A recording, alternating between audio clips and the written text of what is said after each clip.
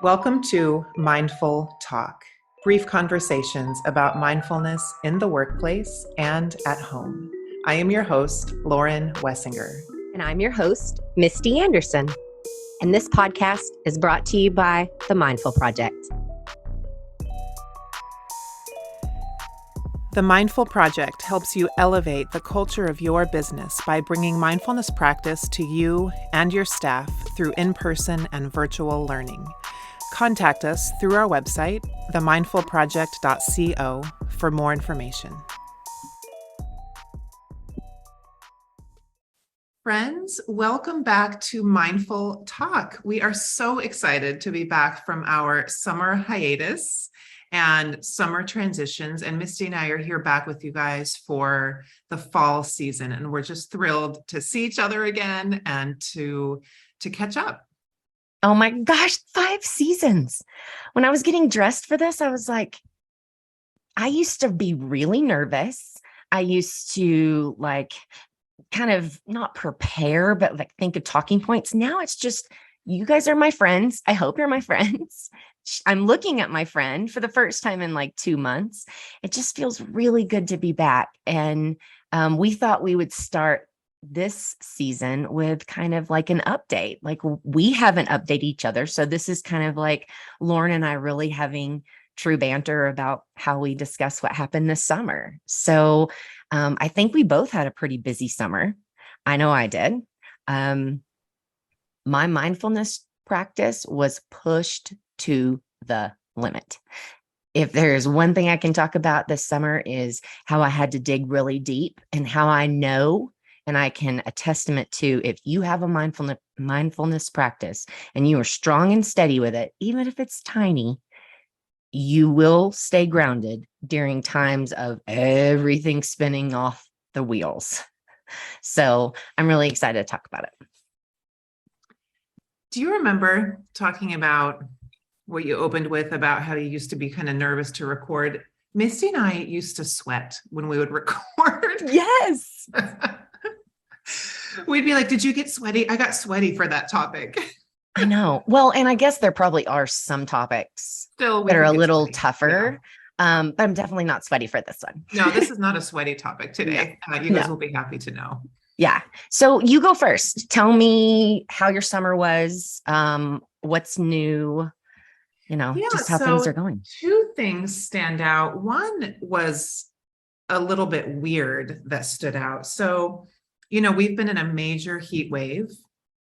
We're in Texas, or I'm in Texas, me and my family, and we've been in part of this major heat wave for the summer. And what ended up happening was that it almost felt similar to how it felt during the lockdowns of the pandemic, because it was too hot to go outside. It was too hot to do anything outside. And the heat kind of zapped your heat. And so you would drive around town, and during the week, people were out for work and stuff, but it was very quiet. And so one of the things this summer I had to make sure that was happening was that we were finding stuff to do, because if you weren't inside by 10 a.m., there was no hiking in the morning or anything unless you did it super early. It was just too hot. Some days it was too hot to get in the pool. I'm not kidding. Yeah. And we're lucky enough where we live in a neighborhood where we didn't have air conditioning issues, but it was a real issue in a lot of neighborhoods in our city. So I had to continually find ways to kind of keep the energy up this summer. One kid went to camp. The other kid ended up staying home, and we had to get creative with finding things to do. And so for me, for that piece, my mindfulness practice was really being aware of the dips in energy, the ebbs and the flows, and making sure we didn't get too low because of the heat, and just kind of holding that tone for the family, and just doing what I could do to keep myself kind of stabilized and steady, so that I could kind of be that steady force for the rest of the household. It was weird. Oh, the container, right? I think we talked about this before. You are the container for things like that happening. And I absolutely had just talked to a friend that told me that the heat where she lives, which is in Kansas, feels just like the pandemic and the Really? lockdown. Mm-hmm. And it's funny you said that. That's why I smiled when you said it, was because that's absolutely, you're trapped. And, you know, I think it's really hard when you are the one that has to be kind of that energy, making sure everybody kind of stays where they're at, especially when you're feeling it yourself, you know? So it's like you were having to say, okay, Lauren, don't be grumpy with everybody because you want to go do XYZ, you know, because you've got these other little people and other people looking at you. It's really hard. So I'm Mhm. sorry. I know that's a lot, but like you said, your mindfulness practice is probably what kept you knowing where those vibes were coming and also not getting overwhelmed when you have to do the planning. You know, because I know there's a lot of moms or parents out there that are like, we're stuck inside. I mean, I'm going to go through it in winter, you know, you're stuck inside. What are we going to do? And you kind of start spiraling in all of the activities and the things and just kind of like, let's do one thing and let's focus on that and let's be present for that and enjoy that. And it doesn't always have to be long. I find that an hour or two is all they really want to spend with you. And then, you know, you can kind of keep going and it changes the vibe just by doing something either together or an activity, like you said.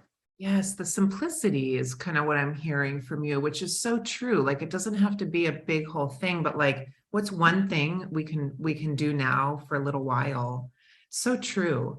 And and it's really just, for me, it was also like just a shifting my attitude all the time, Oh my gosh, yes. right? Yep. Major attitude adjustments all day. Hmm.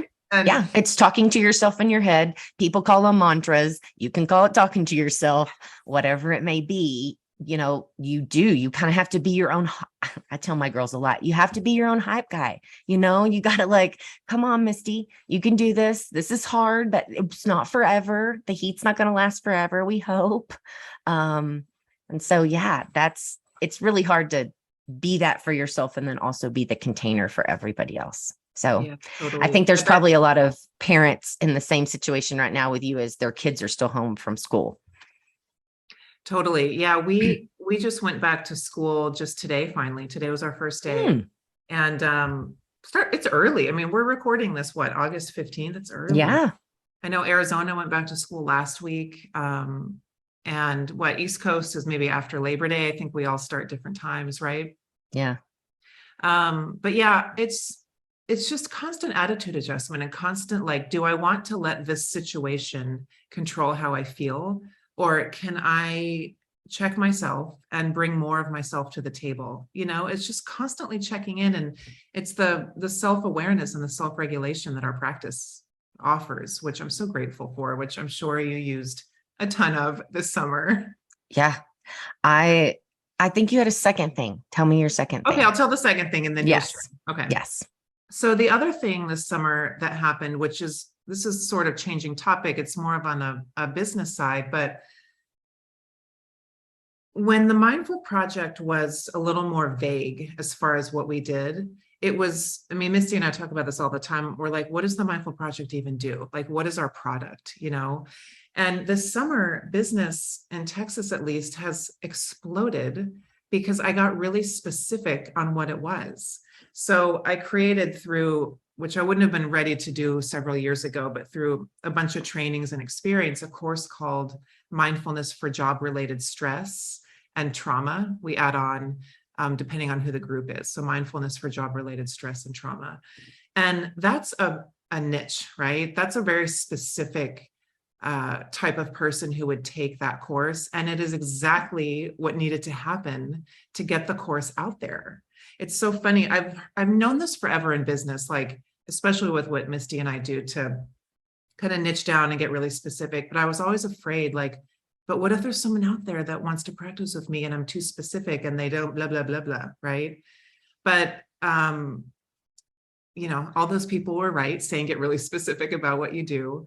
And so this summer I trained 70 Arlington police officers on the course. I'm doing my last session with them tomorrow.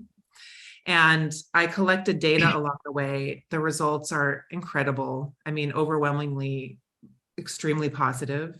And I've got like 4 other clients I'm doing this work with. It takes a lot of me to do it still. It's not yoga. It's very different than yoga. I actually wear actual office clothes.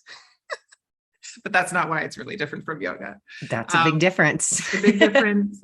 And I'm up teaching for like 4 hours at a time. You know, it's taking a lot of me. It's pushing me to my edge, and it's totally what I needed right now to continue to grow. It's still really uncomfortable for me, and I love doing it. I mean, I don't know how both things can be true at once, but yeah, so I'm pretty thrilled about that professional side I'm expanding. so proud of you. I'm Thank so you. proud of you. You're stretching yourself and you're making the impact that we knew you could.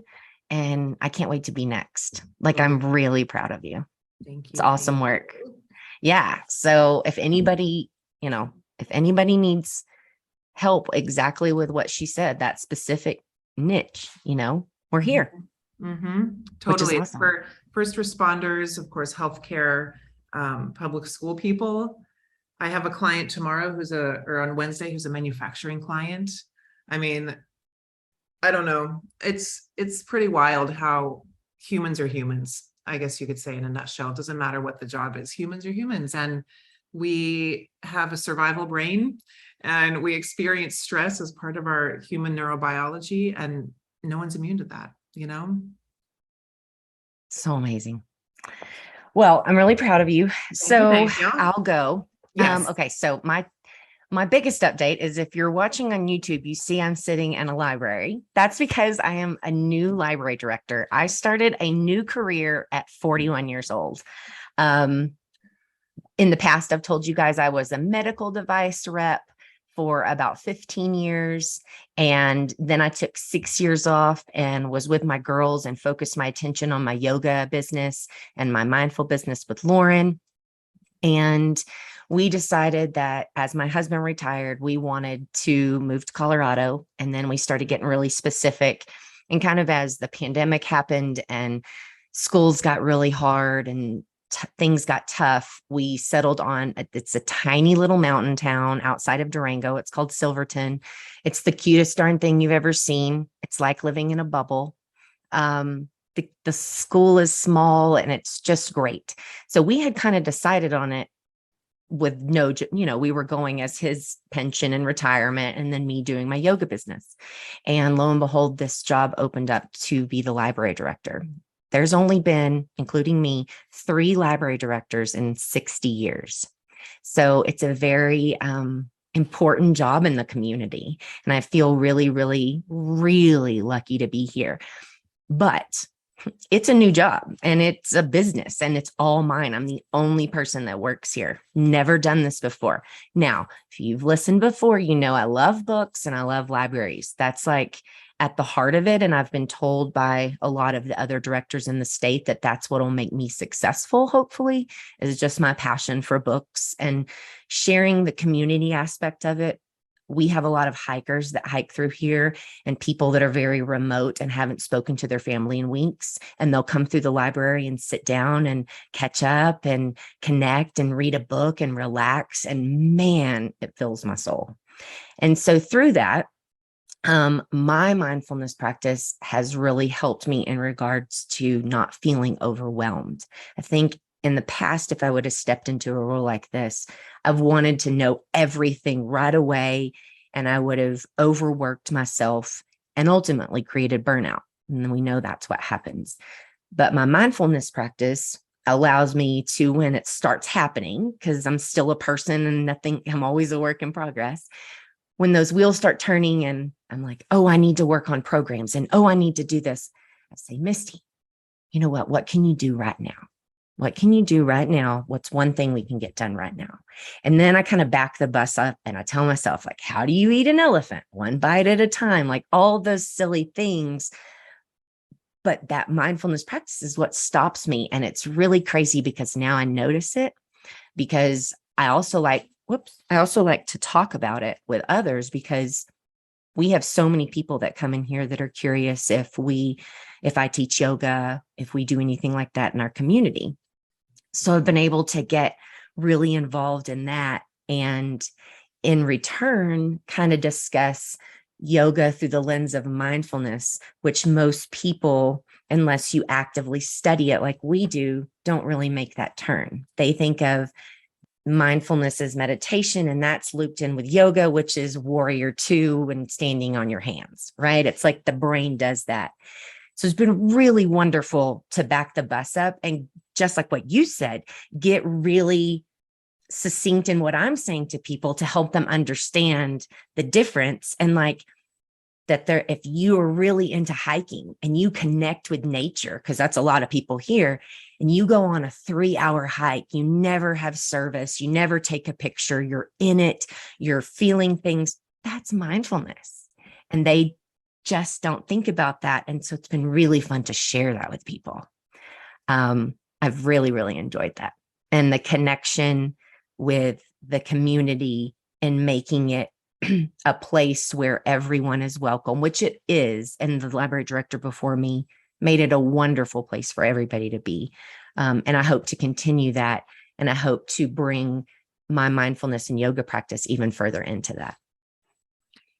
It's so beautiful. I just, from witnessing your journey from the outside. So let's just do a little tally of all the change that they have had, listeners. So her husband retired in April, right? Mm-hmm. Her girls ended school in June in New Jersey. They sold their house. Misti got a new job. They drove across country and moved to a new city. They found a new house. And I mean, so it's like checks the boxes for like 3 of the 5 major life changes. I know. In And 2 months. And that's probably what I have 2 other things. And the next one is in the move. In all of what she just described, let me tell you, starting in April, I have had to be so diligent with my meditation practice or a solo mindfulness practice that it has to be in my calendar, because that's how crazy life is. So if you're listening right now and you're like, I don't have any time to meditate, I don't have any time to like go for a walk and just be mindful of nature, I don't have time to have a mindful meal, then you need to put it in your calendar, because you can do it. And you got to make time for the things that are important. And I knew that because I had surgery too in April. Oh my gosh, that's right. Right? I had hip guys. surgery, and I knew things were going to start spinning. And so I just started setting alarms. And so I'd be like, whatever I'm doing, it says it's time for me to meditate. So I would and I wasn't in a place, and I'm willing to admit this, where I could just sit on my own. So I have been listening to Insight Timer and listening to meditations for the last few months. I was at a point where I could definitely sit and, be by myself and work through my thoughts and sit just fine for probably 20 to 30 minutes. That's not the case right now. And I'm okay with that, because I'm still meditating. I'm still making that time to sit for myself. And it was a lot. It was a lot of what you first said about being the container. That was really challenging, because we had a giant U-Haul with my dog and my husband in it. And then I had the kids filled to the brim and the car behind him. And, gas was like $6.50 at this point in the summer. And it cost us so much money to get there. And then the military didn't reimburse us for months. And so the whole thing was like, we actually started laughing about it, because it was so many fires being thrown at us. But I was so proud of both of us, my husband and I, because while his mindfulness practice looks very different than mine, boy, did he stay grounded. And we got in a couple of tiffs. They were, the nothing fights over miscommunication. And we definitely got really agitated with our children. But we were able to continue to do the things we wanted to do as a parent. And if we exploded or something happened, apologizing, saying that's not right. Here's why I'm behaving that way, so that they see we're human. We're doing our best. We really are trying. And I always told the girls, I was like, mommy is a work in progress. You're just, because you get to be where I am doesn't mean you're not going to keep working on yourself. Like, I actually work on myself now more than I did ever. So I think just knowing that practice is always there is what kept me going through that and the move. So between like the starting of the new job and then like the move, I would have seriously spun off had I have not had that. Yeah, And and maybe Misty 10 years ago would have been drinking her way through it too. oh my Right? gosh. And do you know that during our whole trip, when we stopped and saw friends along the way and stuff, Mhm. we maybe had like one drink with them. Like, and So normally we awesome. would have been with those friends and we would have like gone crazy and whatever. Totally. It was like we were focused. We wanted to have fun and enjoy everybody, but we were also very focused on what had to happen for our family Yeah. and how we had to be the strong and steady for the kids because it was so much change for them. I mean, when we left, they finished school on June 23rd and we rolled out of town on June 24th. Oh my gosh. So, I mean, like major change for them. Major. Yeah. Major. Yeah. And taking care of yourself during all of that, you know this, and you and I both learned this during the pandemic, is like that container gets really leaky if you're hungover or you're not eating well or you're not sleeping. Like it takes so much to be steady and to be that force for everybody around you. You have to take care of yourself if you want to do that. Otherwise, it's not possible. You're absolutely right. And I was very strong and steady about my eating habits all through that journey. It would have been so easy to eat the junk food, which, you know, you don't have a lot of choices in some Right. cases. And you have to eat less healthy. But surprisingly, in convenience stores, you know, now even they have Mhm. like boiled eggs and sliced apples and cubed cheese. And so at least you can kind of keep your diet kind of regular versus like beef jerky and corn nuts and Funyuns and Dr. Peppers. McDonald's, yeah. I was Barrett kind of started like that at the beginning, and the Yeah. girls kind of wanted to lean that way. And I was like, no, you can do your 1 day road trip thing, you know, that's fine. But we have like 7 or 8 days of this. And by the end of it, you're going to feel totally terrible. So I was kind of, I actually would say rigid about it, but it was more so that I wanted to stay really clear focused, like what you said, and make sure that I wasn't drinking and eating and feeling bad, and then therefore feeling bad and pushing that off on everybody else, which would end up being my kids because that was who was in the car with me. Totally, totally. Yeah, They get the best and sometimes the worst. And yeah, they're right absolutely. there. Right.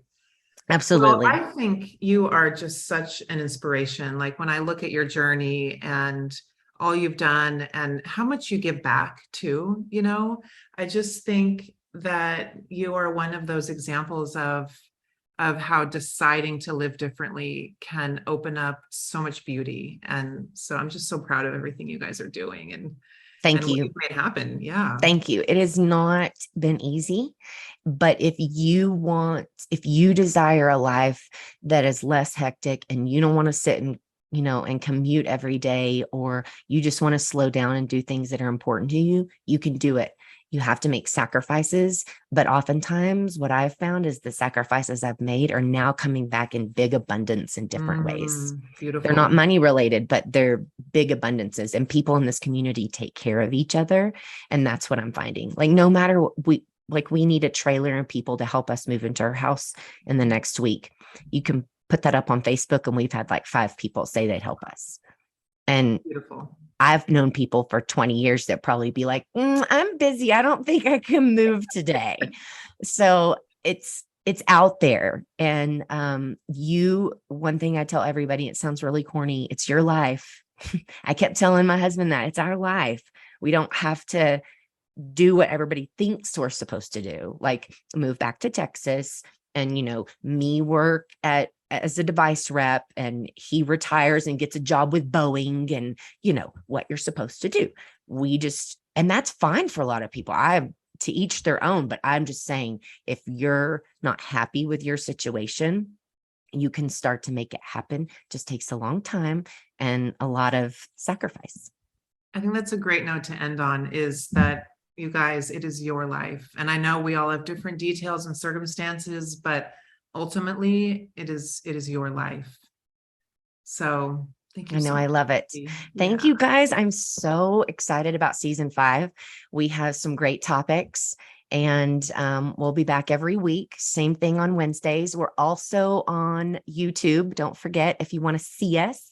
Lauren's hair's longer. My hair's way longer. So we look different. I look back when we started and it was I had really short hair. So that's interesting. And then I think we also wanted to mention about Patreon before we go. Yes, so we have a newly established Patreon community where it is, of course, completely optional, but if you love Mindful Talk and you want to support the podcast and help us cover our production expenses, and join part of our community, we do have a Patreon, a hub set up, and you can get to it from the mindfulproject.co. I believe the tab is community on our main website. And you can donate a little bit a month, or you can go bigger and donate up to $20 a month. There's something for everyone. And what we're so excited about, what we've heard a lot from people, is this idea of community. Of course, we have listeners all over the country, and we're going to be offering Zoom calls where we can get together live and talk about different mindfulness topics. Misti's going to do a book club. We're going to have meditation series, and we want it to be a really beautiful hub for learning, but mostly connecting over the topic of mindfulness. Anything to add? No, that's why I bumped it to you, because you always explain it. I'm like, oh, it's like a club. Like I've always wanted a club like this. And I feel like there's listeners out there that have been with us since season 1. And please don't think you have to pay anything. But I will say, if you want to join, we'd love to have you. I'm really excited about the book club. It's a very deep topic that I think impacts a lot of people. And so we'll be discussing that really soon. So we're very excited. Like she said, you can find all of it on our website, and it's under the community tab, and you can sign up there, and we will be starting that very soon. So thanks for listening, and we will talk to you guys next week.